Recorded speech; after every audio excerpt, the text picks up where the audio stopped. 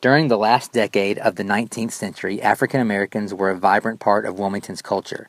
African Americans had established themselves not only as a vital part of economic life, but soon to be part of the political arena. The election of 1894 saw a well-established political campaign designed by populists and Republicans.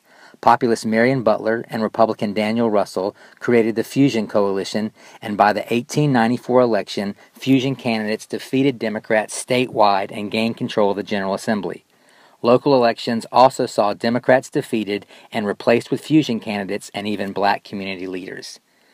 The mid-1890s political atmosphere began to change in North Carolina with the election of Governor Daniel Russell, the first Republican governor in North Carolina since Reconstruction. The state legislature of 1897 made large changes to Wilmington City Charter. Local white leaders were dissatisfied and angry with the changes. During this time, Wilmington's black businesses grew at a faster pace than any other North Carolina city.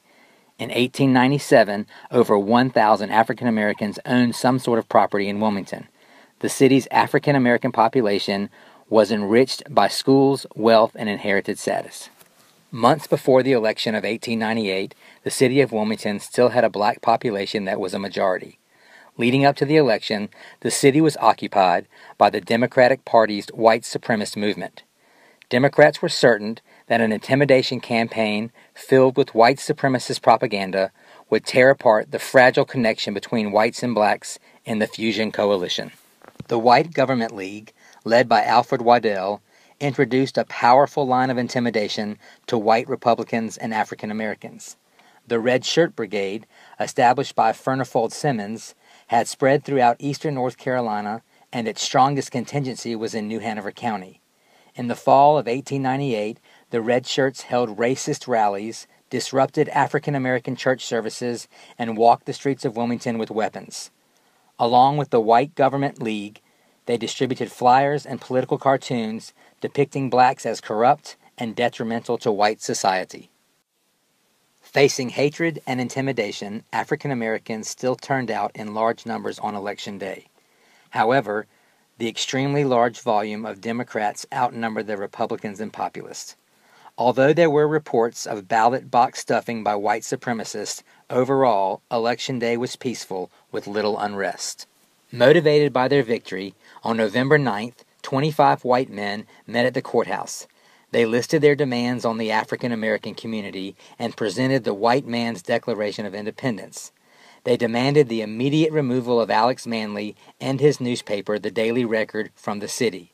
Additional resolutions called for the resignation of the mayor and the chief of police. On the evening of November 9th, the Committee of Colored Citizens was called to hear the demands of the white supremacists. In attendance was Alfred Waddell and his committee of 25. The Committee of Colored Citizens drafted a humble response and attempted to separate the black community from Manley and his newspaper. Preceding the riot on November 10th, Alfred Waddell scheduled a meeting at the Light Infantry Armory to receive the response from the Committee of Colored Citizens. 500 additional white men were also present. The response never came, and Waddell used the fury of the crowd to his advantage.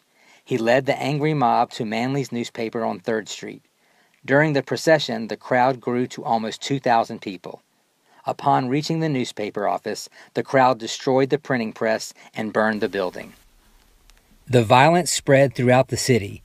African Americans gathered weapons to defend themselves as whites patrolled the streets searching for blacks to carry out Waddell's claim to choke the Cape Fear River with Negro carcasses. At around 11 a.m., near the intersection of 4th and Harnett Streets, in the mostly black community of Brooklyn, a gun battle broke out. When it was over, several African American men lay dead or wounded. This moving gun battle continued to Manhattan Park, a gathering place deep in the black community, where bullets destroyed the surrounding fence and damaged many homes and buildings. During the violence and gunfire, Waddell and other white leaders demanded the resignations of the mayor and board of aldermen.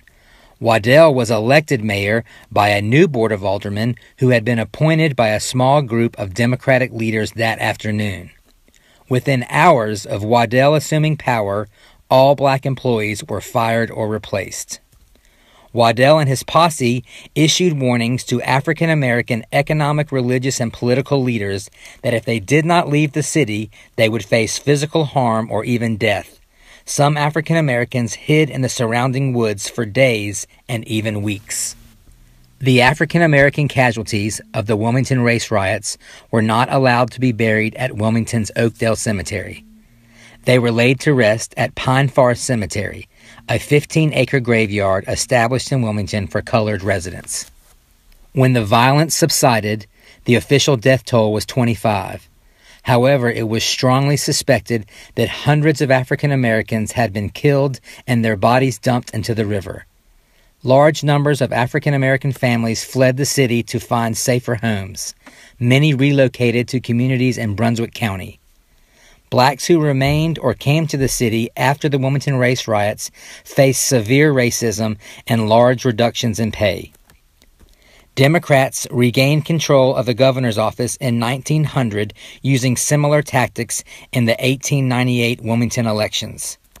A suffrage amendment to the North Carolina state constitution was passed and virtually eliminated black voting rights and concreted segregation that lasted until the civil rights movement of the 1950s and 60s. On November 8, 2008, the city of Wilmington, along with predominant white and black leaders, dedicated the 1898 Memorial Park in downtown Wilmington.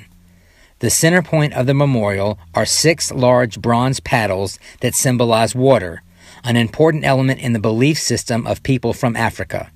Water is also part of a diversity of beliefs throughout the world to symbolize renewal, rebirth, and forgiveness. For a city that grew up beside the waters of the Cape Fear, these paddles symbolize a type of passage as well.